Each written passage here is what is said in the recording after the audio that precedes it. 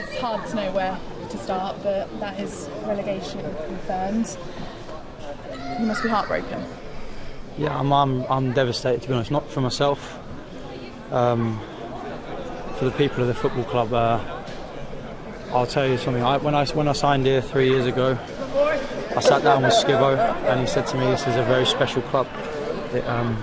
It's one you can build a legacy out of if you want it."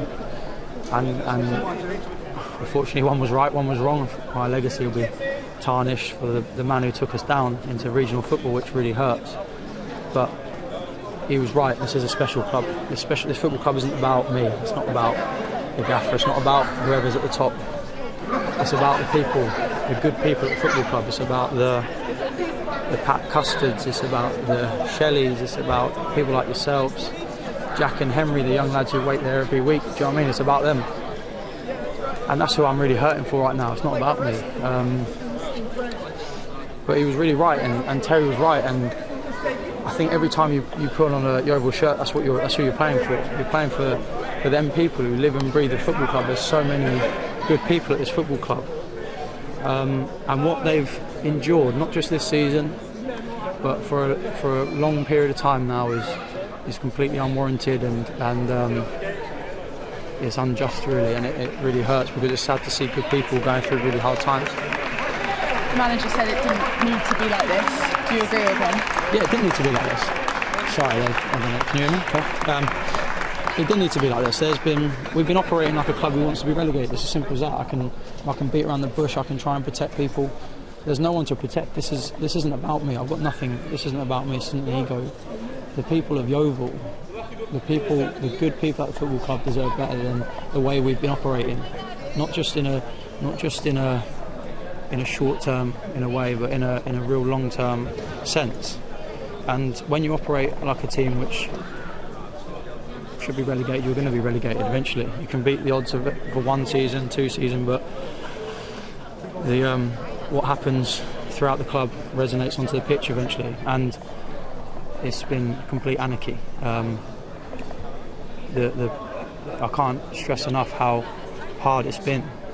I'm just really devastated for the people involved with the club. Players come and go, managers come and go.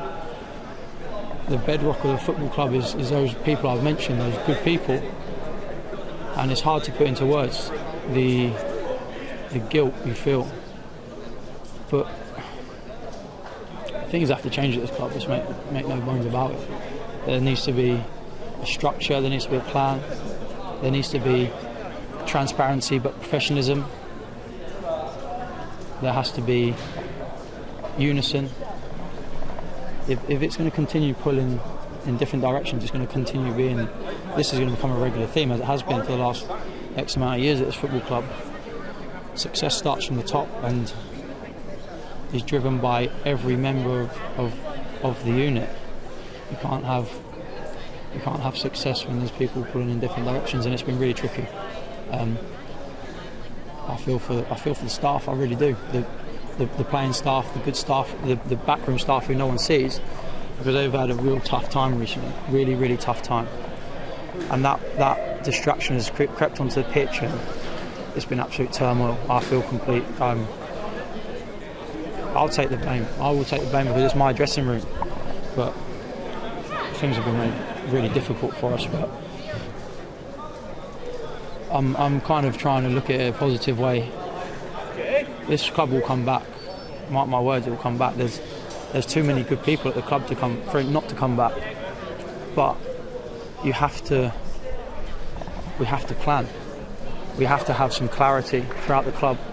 We have to have unity. The irony of the badge is beyond belief, really, isn't it? It's look at all them good people who have come here today.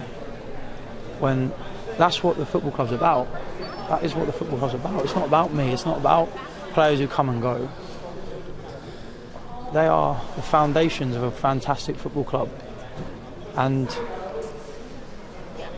if we don't give them something to support, this ends badly time and time again. In a way, I'm relieved. I'll be honest, Sheridan. I feel really bad saying that. I'm relieved. I feel like I might go home today and might actually just, it's all over. Like, I might enjoy tomorrow. My little girl might have a fun dad for once. But the pain I feel for everyone involved in the football club, all them good people involved in the football club, they deserve more than this. This is an example, this place, of how a football club can do it. If you want to get everyone on side, this is the model. I know we're not going to have, no one's going to have the luxury of the Hollywood surrounds back in the background, but this shows how if you do things right, if you have transparency but professionalism, allow the football people to do the football work and build a structure in place, this shows you how well you can do it, because this place 5-6 years ago was a shadow of what it is now. This is a fantastic place to be. They seem to be doing everything right. I mean, it's hard not to, isn't it? It's hard not to like them, I'll be honest. You look at, like I saw Ryan Reynolds' interview after the Notts County game, and it oozed class. It was impressive, to say the least. And this is what we've got to do. We've got to plan. We have to plan. We have to get a structure in place. If we don't plan, we fail to plan. If we fail to delegate the right people in the right positions and support a football person in what he's doing, this will become a regular theme. And look, I'm not getting involved. I've not been brought up to get in a game of tit for tat. But things what have been going on behind the scenes have been extremely difficult. And you can dress up however you want. It's reflected on the pitch the last 6 weeks. And like I say, I've got nothing to lose. This isn't about me. I'm not bigger than a football club. The fans of the football club, they deserve better than this. And if it carries on like this, it will just be a disaster time and time again. You're shouldering a lot of responsibility on yourself. Of course, you don't get relegated over, the past few weeks, or it's been a problem the whole season, hasn't it? But what do you put down to the lack of unity in the dressing room? Because that was never a problem early on in the season. It's been from the start. We've been on the hide into nothing really. There's been whispers in the background non-stop. Not just this season. Last season we lost members of staff because of it. It's very hard to build on top of what you do time and time again. Recently there's been an enormous divide at the club. I think I'd be stupid to say otherwise. I'll be careful what I say so I don't get in too much trouble, but it's very easy when you go on social media. If you put your side of it out, it's very easy. He who shouts loudest will be heard. And I think we turned out every week for the manager. Think and make of that what you will. Now's not the time, because there's too many people ruining off not just today but the season, and what's happening here will be evident one day, I'm sure.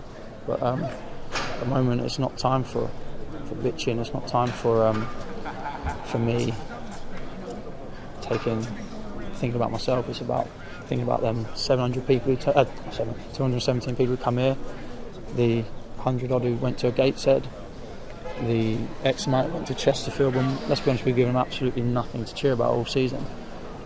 Like, you have to be proud to wear the oval shirt. It's been my biggest honour in football to wear the armband for the oval. It really hurts me to think I'm the person who took us down. And look, I'll get over it. I'll get over that. I will get over that eventually. But it breaks my heart for seeing good people with tears in their eyes. I feel for little Jack and Henry who stand outside that home dressing room every week. Good people, Father George. You know what I mean? They're the life and soul of a football club. I can't emphasise enough. It's not about me. So I'm not going to get in a game of tit for tat.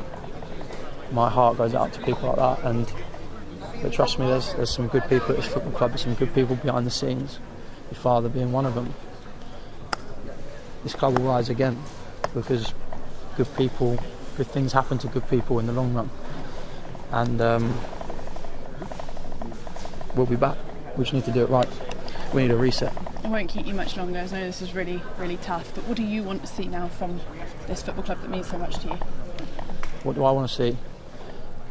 I wish I had the money to buy it, put it that way, because I would do it right. I think talk is cheap, isn't it? It's you've got to. What do I want from this football club? I want transparency, because I think the fans deserve that. But I want professionalism. I think there's lines that don't get crossed. Fans don't need to know everything that goes on behind closed doors. It's not how football clubs should work. We need a structure where there's a hierarchy, because those lines have been blurred, and it makes it very, very difficult for a manager to control the dressing room. It makes it very hard for a captain to control the dressing room, and it makes it nigh on impossible for a club to work in unison. And if you don't have that, you have nothing at a football club, because you're only as strong as your characters, and sometimes it's better to have nothing together than everything alone. And that's kind of probably the bottom line of the last few weeks. We've kind of gone from having nothing together to all of a sudden we've had promised the world, and people have gone off in different directions, which is there's no longevity to that. But the most important thing is a plan. The only way you get back is by planning, doing it properly. We need to start now. The curtains come down, so to speak. The plan starts now, but it has to. We need to. The club, not me. The club needs some certainty. In a season of uncertainty, the club needs some certainty. It needs the right people in the right positions. Trust. Have to trust football people with football decisions, and we have to trust good people, because if you don't, you'll lose them. And if you lose good people at a football club, the club has nothing inside it. The soul goes. So it's important we all somehow get on the same path. The football club gets on the same path. The fans, the players understand what it means to play for the overall. The hierarchy of the football club is singing off the same hymn sheet. Because I really feel for the gaffer. He's had his hands tied. What's happened here has been extremely hard to manage throughout the season. Not just Mark, Chris, Darren before that. It's been a bit of a poison chalice. And ultimately we've reaped what we sow. And you operate like a team that's going to get relegated. Sooner or later you will get relegated. And that's not me trying to be smart. That hurts me saying that. But that's the truth. And I just apologise from the bottom of my heart. I apologise to everyone associated with the Oval, because this club is enormous, huge. The stature, the history, the amount of good people. I can't emphasise the amount of good people enough. Don't deserve it. Players have let them down. So I apologise on behalf of the dressing room. The structures let us down. Everyone down. There is no structure. So I apologise. That's the bottom line. From the bottom of my heart. But we will come back. We will come back. It might do us some good if we go down, do it right, win some games of football, get the whole town behind us, because winning brings success, obviously, and success brings happiness. And it'd be nice to see some people smiling, because for 3 years now it's been a bit of a grey cloud over the football club. And we can build. Let's try and build. That's really the message. Let's get everyone on the same page, whatever it takes, however hard the conversations are, and let's build. Thanks, Josh.